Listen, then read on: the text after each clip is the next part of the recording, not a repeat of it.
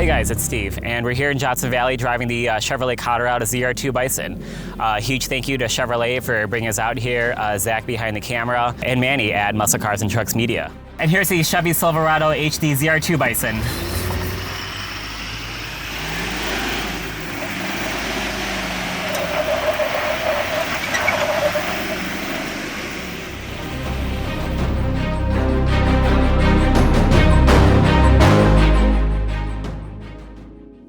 After a quick bite for lunch, we started with a short drive of the 2024 Silverado 1500 Crew Cab Short Bed ZR2 with the Duramax 3-liter turbo diesel producing 305 horsepower and 495 foot-pounds. Though we didn't get a chance to tow a trailer, the max payload was rated at 1,970 pounds and a max trailing of 13,300 pounds. We headed off early in the morning with the Silverado HD 2500 ZR2 Bison in Johnson Valley, which is about an hour and a half away from Palm Springs. The ride was comfortable enough that you forgot you were driving a bigger truck, especially with a 1.5-inch lift, 35-inch Goodyear Wrangler Territory mud terrain tires on an 18x9 aluminum AEV wheel and Multimatic DSSV dampers. The 6.6-liter Duramax producing 470 horsepower and 975 foot-pound of torque, accelerating is smooth with the 10-speed automatic. A lot of the road noise I noticed was mostly from the side mirrors and tires, but that seems to be expected with this size of a truck considering its weight. Across all ZR2 trucks, they can be identified on the road with a large front grille with additional badging on the grille and the sides. There is no flow tie in the HD, as Chevy says they did it for aesthetic reasons. The bracket that holds the front camera didn't seem appealing with wires coming out of it, so they just kept it solid. The big front grille and functional hood scoop provided more than enough air to not have the need for a flow tie.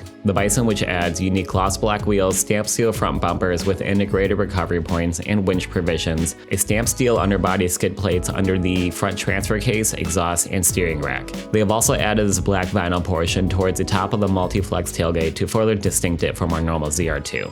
There was also additional AEV branded floor mats and headrests. The 13.4-inch diagonal infotainment screen with Apple CarPlay, Android Auto, and Google built in. It didn't seem to lag and was bright and responsive enough in the California desert in full sun. There is no front underside camera. Chevrolet has said that they would need to get rid of the rear hitch camera. The camera quality itself has a decent dynamic range and works great in direct sun. In contrast to areas where the camera is in direct sun and in the shade, I did notice some pixelation, but that's to be expected across a lot of trucks. The new off-road mode provides you with some Colorado ZR2 calibrations. You can also adjust the truck's anti-lock brakes, traction, and stability. It does come with rear lockers, front and rear lockers, but no individual front locker. The suspension was smooth and kept the truck rather flat through bumpy terrain, a lot better than expected, especially for a bigger truck.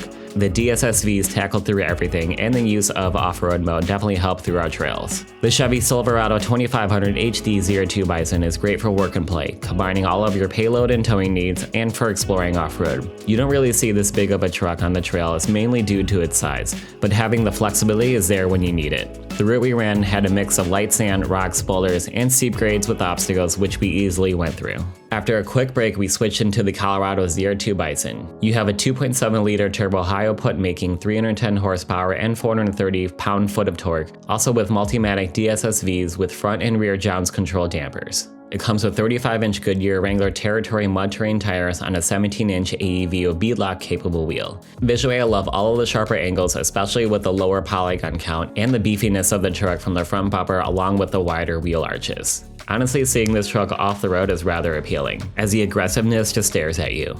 Starting at the front, we have the AEV winch-capable steel bumper with red recovery hooks. You have the ZR2 Bison decal on the side, steel rear bumpers with integrated tow hooks, and an AEV badge. Underneath, you also have 5 boron steel skid plates and rocker protectors. Having the spare tire carrier in the bed was sort of obstructing my view. However, it does sit directly behind you and you kind of forget about it on the road. On the road is a little noisy due to the mud terrain tires, but the ride was comfortable enough and smooth on these California highways. But we'll just have to try these off-road. You still have the gloss black middle portion of the grille with the flow tie, with this lower portion of the grille body painted that sort of looks like a Gillette Mach 2 razor.